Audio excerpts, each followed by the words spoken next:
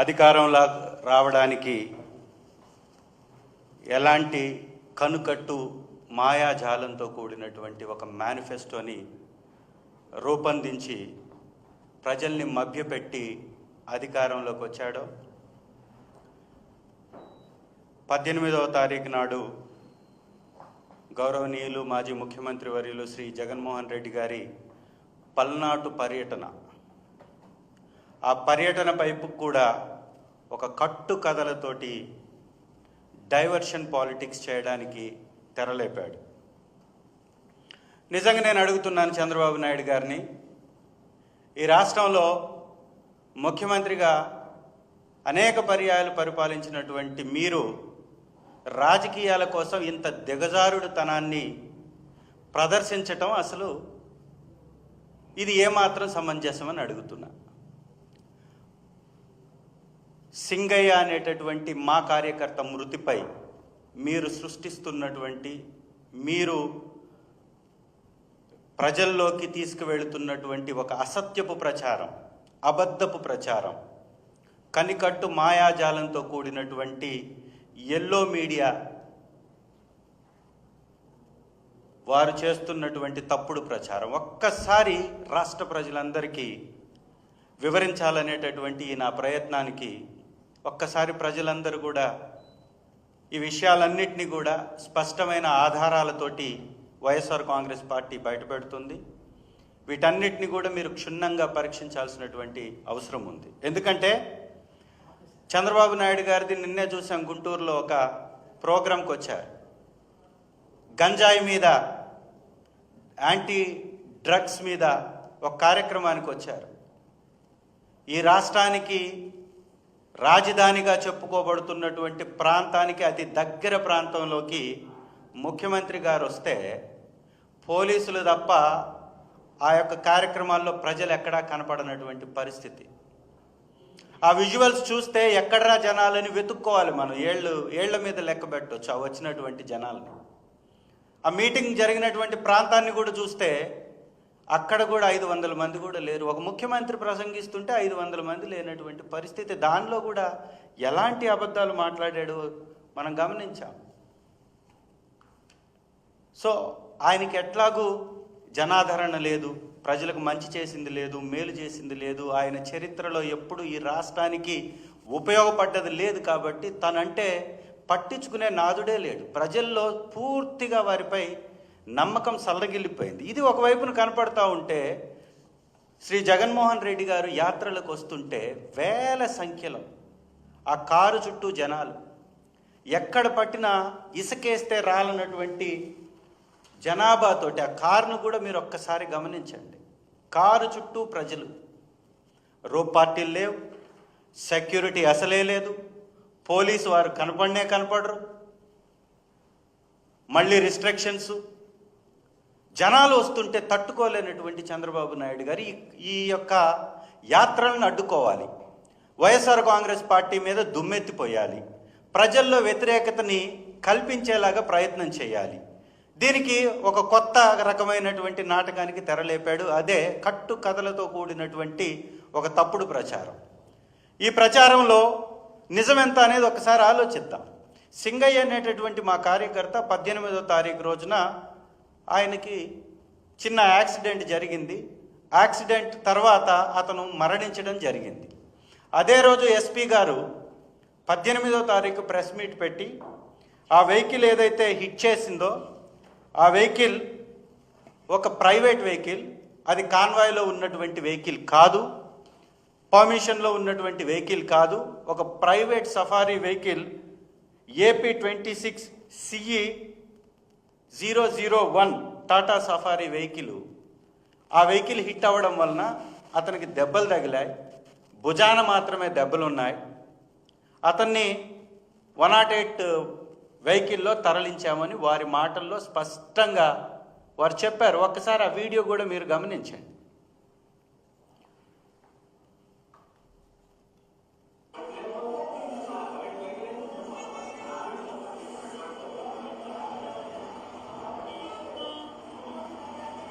ఇది Tata safari vehicle, 18వ తారీఖు press meet పెట్టినటువంటి ఎస్పీ గారు ఇమీడియట్గా ఆ వెహికల్ని సీజ్ చేశాడు. ఆ వెహికల్ని సీజ్ చేసి దానికి సంబంధించినటువంటి డ్రైవర్ని పిలిపించి అతనికి 41A నోటీస్ ఇచ్చి వెహికల్ని సరెండర్ చేసుకొని అతన్ని బయటకు పంపించి వేయడం జరిగింది. ఆ రోజు దాడి యాక్సిడెంట్ జరిగినప్పుడు సింగయ్య అనేటటువంటి ప్లే చేయండి.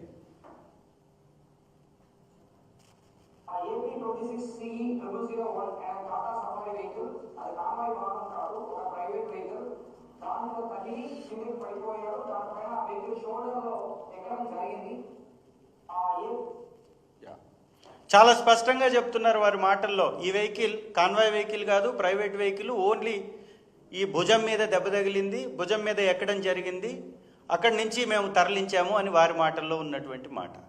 మరి 22వ తారీఖు సడన్గా ఒక వీడియో వచ్చేస్తుంది. సింగయ్య గారు శ్రీ జగన్మోహన్ రెడ్డి గారి కాన్వాయ్ కింద పడ్డట్టు,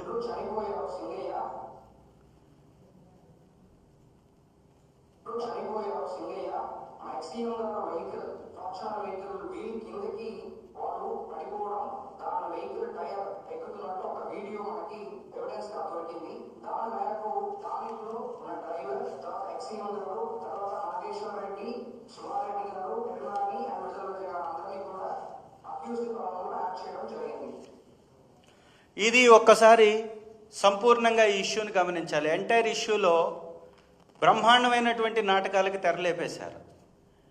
ఎస్పీ గారు 18వ తారీఖు మాట్లాడినటువంటి మాటలకి 22వ తారీఖు మాట్లాడినటువంటి మాటలకి ఎక్కడ పొంతనే ఉండదు. 18వ తారీఖు మాట్లాడినటువంటి మాటల్లో కొంత వాస్తవం కనపడుతుంటుంది. ఎందుకంటే వెహికల్ కనపడుతుంది, సీజ్ చేసిన వెహికల్ కనపడుతుంది. అలాగే ఆయన చెప్పినట్టుగా 108 వెహికల్లో వారిని తరలించడం కనపడుతుంది.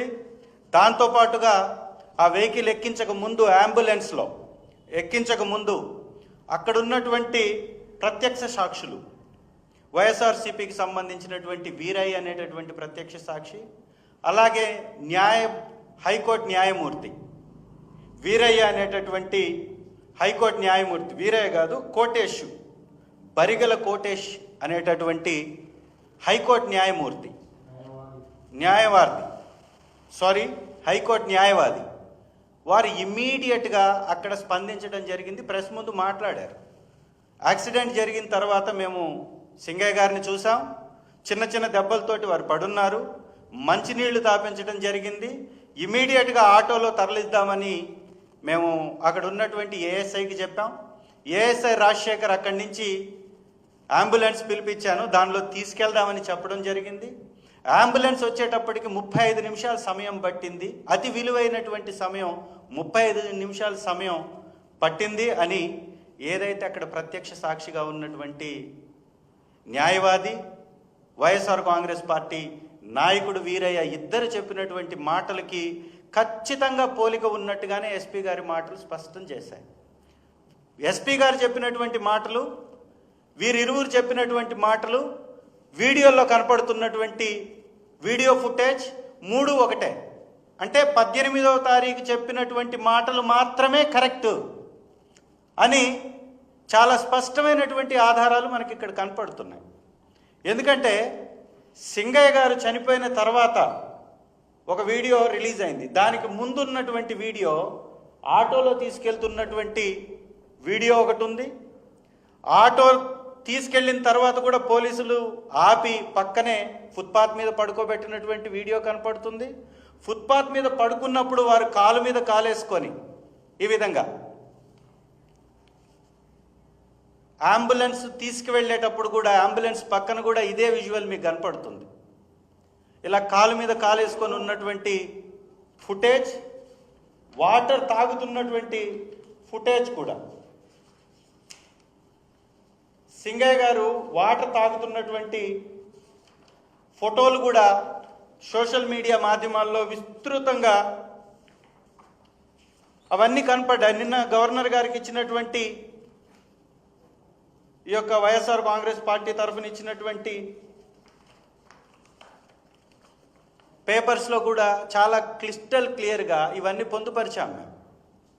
ఆయన వాటర్ తాగుతున్నటువంటి విజువల్, ఆయన్ని ఆటో దగ్గరికి తీసుకెళ్ళినటువంటి విజువల్, సింగయ్య గారిని అంబులెన్స్ ఎక్కించినటువంటి విజువల్, అంబులెన్స్ పక్కనే ఇది అంబులెన్స్, సింగయ్య గారు ఇలా కాలు మీద కాలేసుకొని ఉన్నటువంటి విజువల్, ఇవన్నీ కూడా గవర్నర్ గారికి కూడా మేము ఇవ్వడం జరిగింది.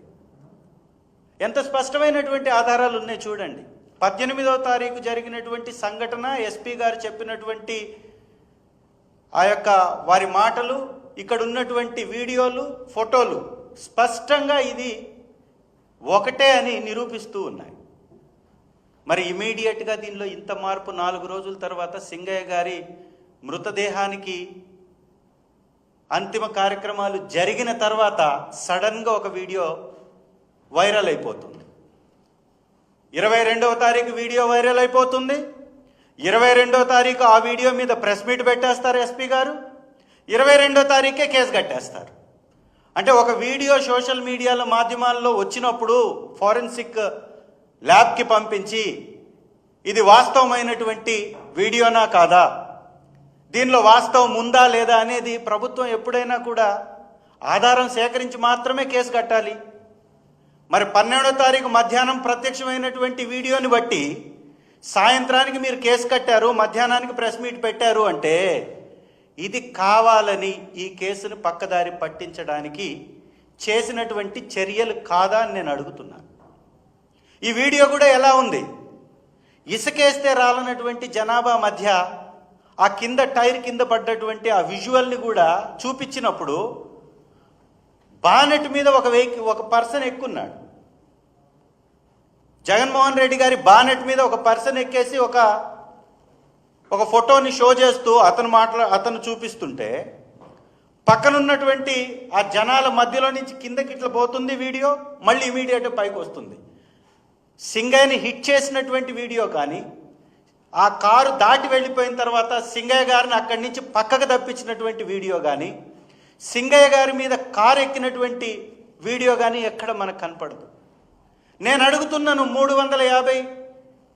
3,500 కిలోల పైచిలకు వెయిట్ ఉన్నటువంటి కారు ఎక్కిన తర్వాత పంచనామా రాసినటువంటి రిపోర్ట్లో చిన్న గాయాలే అని ఉన్నాయి అంటే నిజంగా కారు ఎక్కిందా? పంచనామా మేమా చేయించింది, పంచనామా రిపోర్ట్ మేమా సృష్టించింది, మేమా ఎస్పీ గారితో ప్రెస్ మీట్ పెట్టించింది. మరి పంచనామాలో చిన్న చిన్న గాయాలే అని చెప్పింది కనపడుతుంది. ఎస్పీ గారి మాటల్లో భుజం మీదకు మాత్రమే వెహికల్ ఎక్కింది కనపడుతుంది, వారి మాటల్లో స్పష్టమవుతుంది. మరి సడన్గా ఎలా వచ్చేస్తుంది, జగన్మోహన్ రెడ్డి గారి కారు కింద పడిపోవడం వల్లనే చనిపోయారని సడన్గా ఎలా సృష్టించేశారు? ఎలా మీకు ఆ వీడియో నిజమైనటువంటి వీడియో అని మీరు ఒక్క రోజులో నిర్ధారించేశారు? ఇది అంతా ఏదో కాన్స్పిరసీ దీని వెనక దాగి ఉంది అనేటటువంటి అనుమానం వైఎస్ఆర్ కాంగ్రెస్ పార్టీకి ఉంది. ఇది రాష్ట్ర ప్రజలందరూ అనుకుంటున్నటువంటి మాట. నేను అడుగుతున్నాను చంద్రబాబు నాయుడు గారిని, మీ ప్రభుత్వంలో మీ పోలీస్ వారి ఆధీనంలో మీకు చెప్పి జరిగినటువంటి యాత్రలో ఒక Z+ సెక్యూరిటీ కలిగినటువంటి మాజీ ముఖ్యమంత్రి గారు చేసేటటువంటి పర్యటనలో ఇంత భద్రతా లోపం ఉంటే అది మీ తప్పు కాదా? భద్రత కల్పించాల్సినటువంటి బాధ్యత మీది కాదా?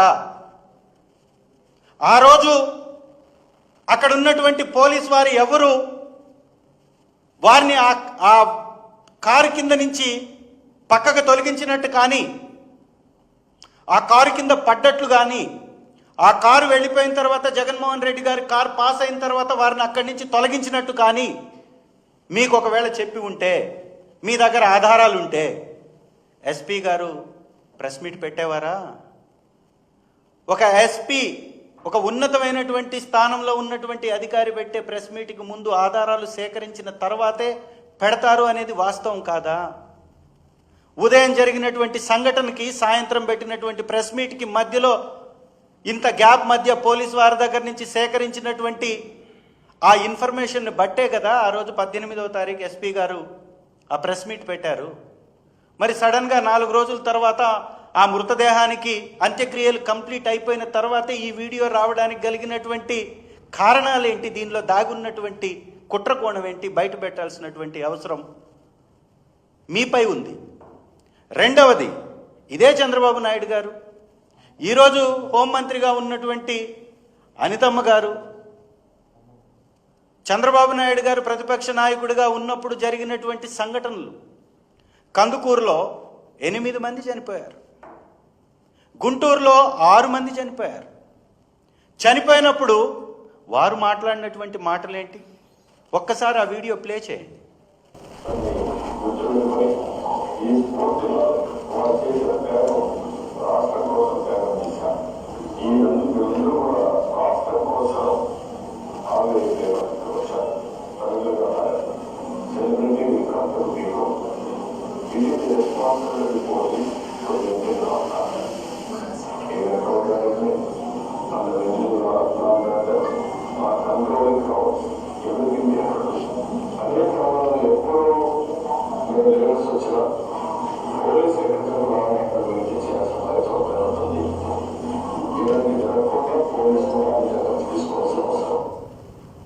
మరొక వీడియో, అద్భుతమైన వీడియో, అనితమ్మ గారు, హోంమంత్రి గారు.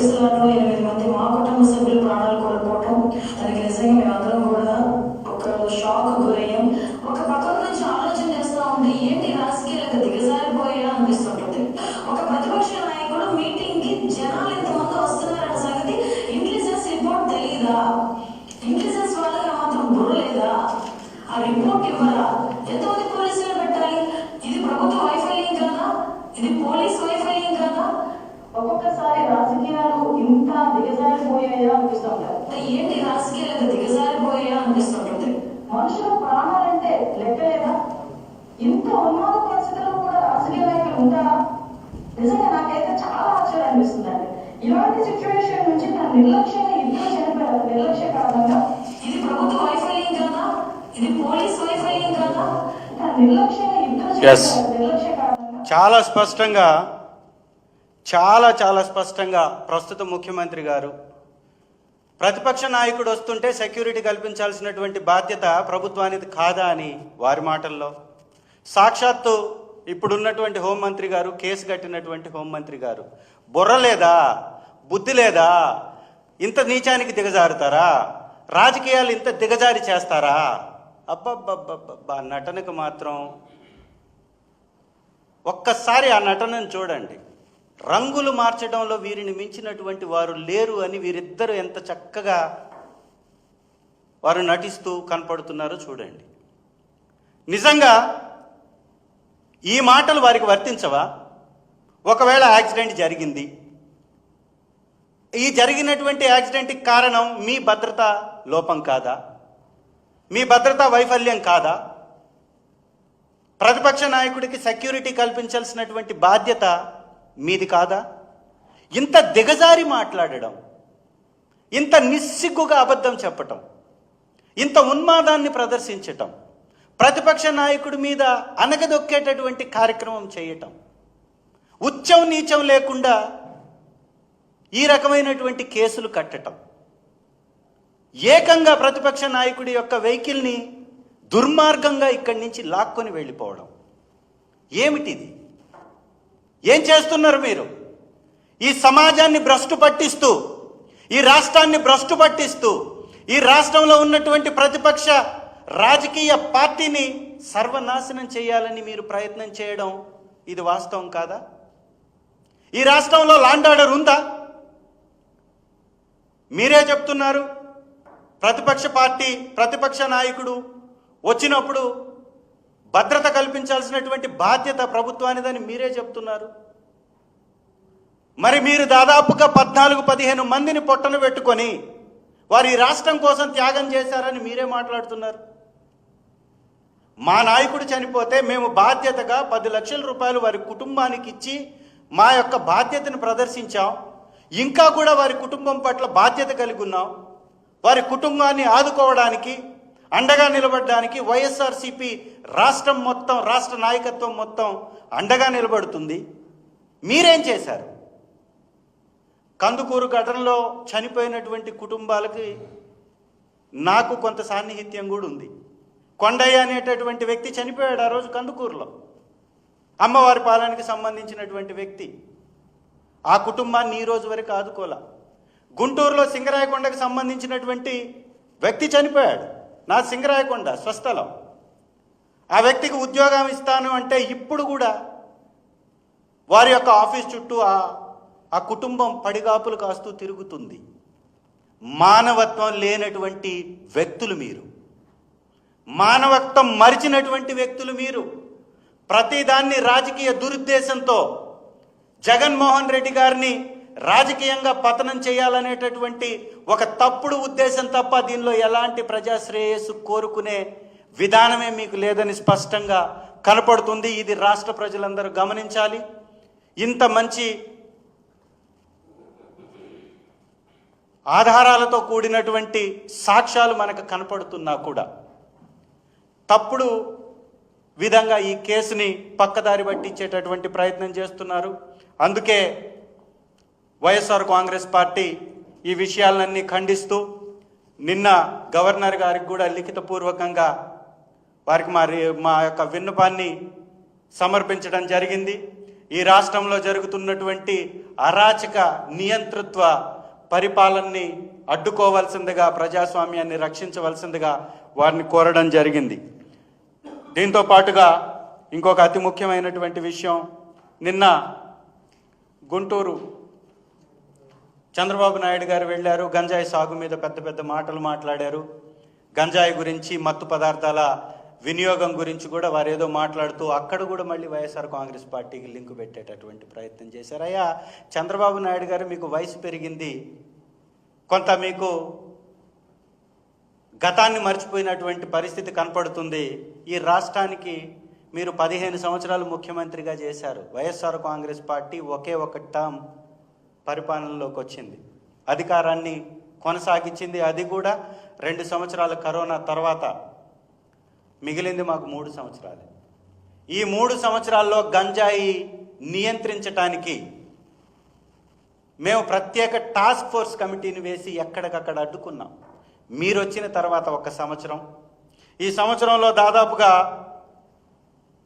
ఎక్కడ పట్టినా కూడా, నిన్నే చూసాం గుంటూరు కాజా టోల్ ప్లాజా పక్కన గంజాయి పట్టుబడ్డది. ఇంకొక గుంటూరులోనే ఒక హోటల్లో గంజాయి పట్టుబడ్డది. ఈ గంజాయి పండిస్తున్నది మీ ప్రభుత్వంలో, గంజాయి విచ్చలవిడిగా అమ్ముతుంది మీ ప్రభుత్వంలో. ఈ గంజాయి మీద అడ్డుకట్ట వేయాల్సినటువంటి బాధ్యత మీపై ఉంది. ఇదే హోంమంత్రి గారు ఏం చెప్పారు? డ్రోన్లతో పిచికారీ చేపిస్తున్నాం మందుని, గంజాయి సాగుని ఎక్కడికక్కడ ధ్వంసం చేసేసాం, గంజాయిని ఈ రాష్ట్రంలో లేకుండా తరిమేసేస్తున్నాం. ఇవన్నీ అన్నది మీరు కాదా? గంజాయి పేరెత్తితే ఈ రాష్ట్రం గుర్తుకొస్తుంది అంటే 15 సంవత్సరాల ముఖ్యమంత్రిగా ఉన్నటువంటి మీరు ఆ మాట మాట్లాడడం కనీసం సిగ్గనిపించట్లేదా అంటున్నాం. ప్రతిదానికి వైఎస్ఆర్ కాంగ్రెస్ పార్టీ, ప్రతి చర్యకి వైఎస్ఆర్ కాంగ్రెస్ పార్టీ జగన్మోహన్ రెడ్డి గారిని లింకు పెట్టి మాట్లాడడం, ఇంత నీతి మాలినటువంటి రాజకీయం చేయడం, ఇది తగునా అని నేను అడుగుతున్నా. అంతెందుకు, మా ప్రభుత్వంలో ఎక్కడో ఏజెన్సీ గ్రామాలలో, ఏజెన్సీ ప్రాంతాల్లో గంజాయి సాగు జరిగితే, అరకు, రంపచోడవరం అటువైపు గంజాయి సాగు జరిగితే ప్రభుత్వం తప్పన్నావు కదా. మరి నీ నియోజకవర్గం కుప్పం నియోజకవర్గం గుడిపల్లి మండలంలో ఇప్పుడు గంజాయి సాగు జరుగుతుంది. ఇప్పుడు గంజాయిని విచ్చలవిడిగా హోల్సేల్గా అమ్ముతున్నారు. మరి ఇది నీ తప్పు కాదా? మీ ప్రభుత్వ తప్పు కాదా? మీ వైఫల్యం కాదా?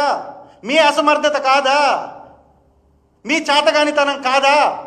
మరి దీనికి మీరు బాధ్యులు కాదా? మీ సొంత నియోజకవర్గంలో ఒక ఆడబిడ్డని చెట్టుకు కట్టేసి కొడితే దిక్కులేదు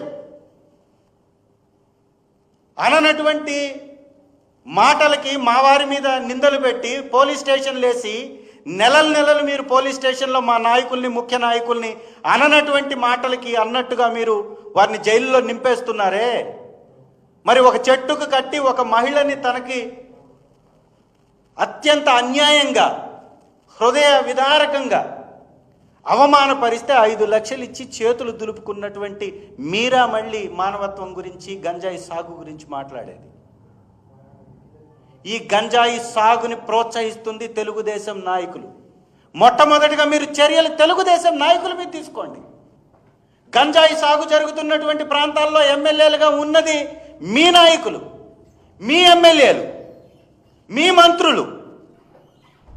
ఏజెన్సీ ప్రాంతాల్లో ఉన్నటువంటి ఎమ్మెల్యేలు మీ వారండి, మావారు కాదు ఎమ్మెల్యేలు. మరి వీటి మీద నియంత్రించాలంటే చర్యలు వారి మీద తీసుకోండి. నియంత్రించలేకపోతున్నటువంటి అధికారుల మీద తీసుకోండి.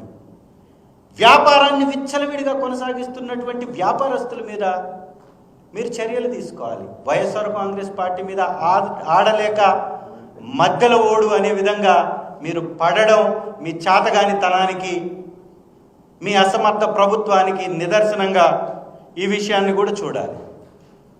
ఇంకొకటి అత్యంత ఇంపార్టెంట్, వైఎస్ఆర్ కాంగ్రెస్ పార్టీ గెలిచినటువంటి 11 స్థానాల్లో ఒక స్థానమైనటువంటి ఎర్రగొండపాలెంలో ఎంత దయానీయమైనటువంటి పరిస్థితిలో విద్యా వ్యవస్థ ఉందో చెప్పేటటువంటి కార్యక్రమం. చంద్రబాబు నాయుడు గారి తనయుడు అనేటటువంటి ఒకే ఒక్క ట్యాగ్ లైన్ తోటి మంత్రి పదవిని తీసేసుకొని ఇవాళ రాష్ట్రంలో సకల శాఖ మంత్రిగా వెలిగిపోతున్నటువంటి లోకేష్ గారు నిర్వహిస్తున్నటువంటి విద్యాశాఖలో డొల్లతనం ఏంటో ఒక్కసారి రాష్ట్ర ప్రజలందరూ గమనించాలి. ఎంత అసమర్థ, ఎంత చేతగాని పరిస్థితిలోకి ఆ విద్యాశాఖని నెట్టివేశాడో ఈ లోకేష్ గారు స్పష్టంగా ఆధారాలతో ఉండేటటువంటి ఈ యొక్క విషయం. ఎర్రగొండపాలెం నియోజకవర్గంలో, కేవలం ఎర్రగొండపాలెం నియోజకవర్గంలోనే దాదాపుగా ఈ ప్రభుత్వం వచ్చిన తర్వాత దాదాపుగా 486 మంది ఉపాధ్యాయులు వెళ్ళిపోయారు. ఉపాధ్యాయులు వెళ్ళిపోతే వచ్చినటువంటి వారు ఎంతమంది అయ్యా అంటే కేవలం 100 మంది మాత్రమే. గవర్నమెంట్ ప్రభుత్వ పాఠశాలల్లో ఎంత దీనమైనటువంటి స్థితి ఉంది అంటే, హీనమైనటువంటి స్థితి ఉంది అంటే, మా నియోజకవర్గంలో ఇన్ఛార్జిగా ఉన్నటువంటి Telugu Desam party incharge suitcase కొడితేనే పోస్ట్ పట్టాలి, సూట్ కేసు కొట్టు ఉద్యోగం పట్టు. మా దగ్గర ఉన్నటువంటి స్కీమ్ ఇది. ఎవడు సూట్ కేసులు కొట్టలేడో వాడికి ఉద్యోగం రాదు, పోస్టింగ్ రాదు. ఇది సాక్షాత్తు ఆధారాలతో కూడినటువంటి ఈ యొక్క విషయం. ఇది తాటికాయంత అక్షరాలతో అచ్చు వేసింది ఎవరో తెలుసా? ఆంధ్రజ్యోతి. ఆంధ్రజ్యోతిలో 2 రోజుల నుంచి కంటిన్యూగా వస్తున్నటువంటి ఈ యొక్క ఆర్టికల్స్.